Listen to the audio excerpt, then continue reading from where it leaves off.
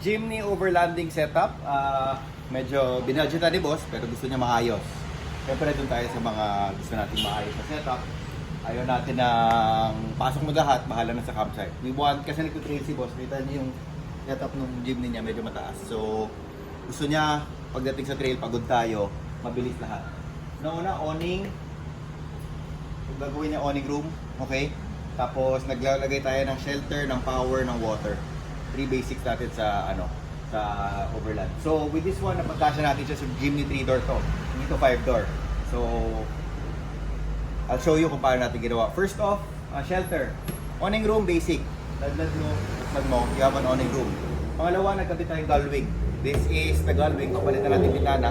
Access point natin to para mas madali ang access natin sa mga gamit sa loob ng Jimny, stuff like that. Okay, una-una pakita ko sa inyo yung trunk space. Trunk space natin, very free. Very free. Muna pakita to. Dito pa.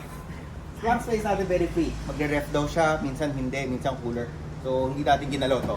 Tapos may upuan pa rin siya. Okay? Let's check the power system. Ang power system na kinabit ko dito is the EcoFlow Delta Max 2. Yung 2,000 kilowatt yata to. Ito yung malakas na nila. Medyo malaki siya. Pero pinagkasya natin siya sa Jimny. Tapos, ang charging niya would be the EcoFlow alternator charger. That is state-of-the-art charger na pwede rin niyang, may app siya eh. Pwede rin niyang i-jumpstart yung kotse mo kung ano mangyari. But it's charging 800 watts, the EcoFlow Delta. Paano natin siya ginawa? Dito natin minount yung Delta. Okay? Dito nakamount yung Delta. Makakapagsaksak siya dito. Kapag saksak siya dito, pag nakabukas yung awning room, pwede natin magamit siya for power dun sa loob ng awning room. Okay? Pakita natin kung paano natin siya minount. Okay. Minount natin siya dito. Lapit ko. Minount natin siya dito. We made a custom bracket dito. So, andito pwede tayo mag-charging station dito, mga cellphone, gadgets. Pwede dito. May 220 na rin dito, naka-extension dito. 220 natin, yes, naka-velcro lang yan. Para pwede natin i-extend hanggang sa labas ng campsite. So, may 220 tayo. Etong Delta natin, it's going to be charging while the car is starting. So, wala na itong baklasan dito. Pero, at the same time, gusto pa rin natin kahit paano, portability pa rin. Nalalabas pa rin to. So, this is best of both worlds. So, una, gusto ni client, naka-plaster na dito lahat, naka-fix na. But this time, sabi ko, gusto ko portability pa rin eh. Kasi Jimny maliit, gusto ko magagamit natin yung space from time to time. Tapos minsan lilipat tayo ng campsite, at least may baon tayo nito. So this one, tatanggalin lang natin, lipat natin. Full charge yun. And then, okay, we also added the kaon bar, roof carrier. So doon natin minount tong custom bracket natin. Pakita ng custom bracket. Yan, custom bracket natin. Nag-custom pa tayo ng TJM, nakasulat. Pinag-triple lang natin ng papaganda para magaan yung bakal. And then naka-letter siya dito. Ito may mesh dito. May mesh. Yun yung EcoFlow na charger natin, no.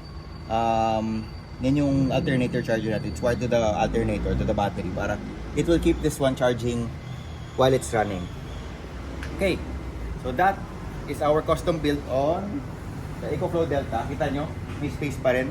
Sa baba, pwede siya mag-ref. Mag-drawer system kami na ref in the future. Hindi pa daw siya sigurado kung gaano kalaki yung ref na gusto niya. Okay. Next. Gusto niya may water system siya. So, as you can see there, that's the Waterport Weekender. Waterport Weekender. Ang only problem with the Waterport Weekender is that it needs to be pressurized. Medyo chore kung palagi tayong bomba ng pressure or we have to connect the compressor. So, what we did, we also had the Waterport Hydro Spray. It's the portable parang water pump ni EcoFlow. Ni EcoFlow, ni Waterport. Plug mo lang siya, then you have a water pump. I-plug mo lang siya, saksak mo, 220. Pero hindi na natin ginamit yung case niya. What we did is we did a custom box dito sa likod. So nag-shower tayo dito, shower 10. Andito yung gullwing. Kapit ka. Dito yung gullwing. Okay. So paano natin i-access tong gullwing? Pasok ka dito. Ang features ng TJM shower tent natin, features TJM shower tent natin, meron tayong dito, window. Ay! So roll lang natin yan. Andiyan na yung natin. May ilaw pa pala TJM dito. May ilaw pala siya dito. Anyway. So, bukas natin yan. Pagbukas natin, andyan yung water pump natin. Pwede tayo maligo anytime. So, baba mo lang to. Plug it here. plug it here. Ito, yung nozzle holder ni water port, plug it here. Tapos ito, diretso na to. Dito. Put natin yan. Ba dito? Tapos natin. Tayo. Ano natin dito? Open the tank. Open the tank. Tapos, pasok ka dito. Ligo tayo, sabay tayo maligo. Okay? So, i-on ko lang to. I-pump niya, nag-pump na siya. Okay? Kumuha na siya ng water. Lakas oh. Oh. Instant water tayo. Tapos mag-on lang siya. Ay, ang dilim pala dito. Eh, may ilaw na pala sa DJM dito, but we didn't see na may ilaw pala siya dito. So what we also did, para makita natin tong system natin din sa gabi, gusto lang daw niya maghugas. Kunyari nagde-drill pa sila, naputikan tayo. Eh, ang dilim, hindi mo makita yung setup. Ilaw tayo dito. Ilaw, yan. Ilaw tayo dito. Yan o. Ilaw. Ilaw tayo dito. Nakabaon yung ilaw sa ilalim. So parang medyo naka-cove light ang dating yan, parang bahay. Okay. So that's one of the things na ay, umabog. Okay. I think dapat i-press muna. I-press muna bago ko i-release para May pressure. may pressure pa eh. Mag-release. So, eto sealed to. So, walang kaso papasok yan sa loob. Yan, naka-nozzle holder lang yan. Nakaganyan lang yan. Okay. So, ligo tayo anytime. Ligo tayo anytime. So, ang bilis i-setup. I was able to set it up for 5 seconds. Plug.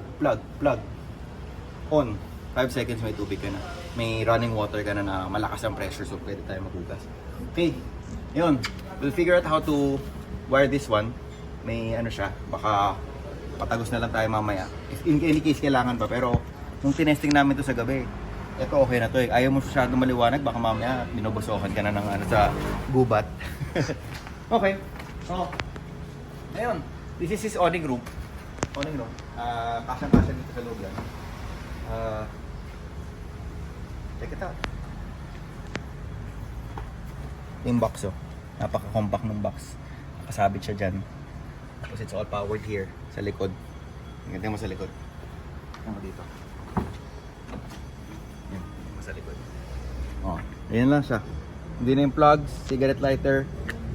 Dito yung EcoFlow alternator charger. Papalag lang natin yan dito. Kung gusto natin siya mag-charge through the alternator. Pero naka-fix na dapat yan. Ayun. Easy access for all the USBs. Nandito lahat ng USB, on, off. Okay na siya. This one also, ayan o, may mga additional mga sockets tayo. Lagay lang natin yung mga harness ni EcoFlow. You can see this one o.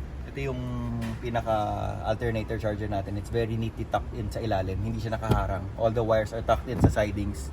Ang pinaka ano lang is the extension, since extension siya. Pero dito pa rin siya, may lagayan siya. It's not nakalaylay. Ito, dito to sa likod. Nakaganyan lang siya sa likod. Plug na lang natin later. We're just making sure na ito hindi to kakalog-kalog pag nasa tray. So, boss, sana ma-enjoy mo yung specialty natin. I'm sure hindi ito yung pinag-usapan natin, pero pinaganda pa natin. Mas simple lang yung pinag-usapan natin before, pero andun na rin tayo, ginagawa na rin natin. Why don't we make it a little bit more interesting? Tapos okay naman sa inyo yung lead time natin na 2 weeks. Thank you very much. Till our next build.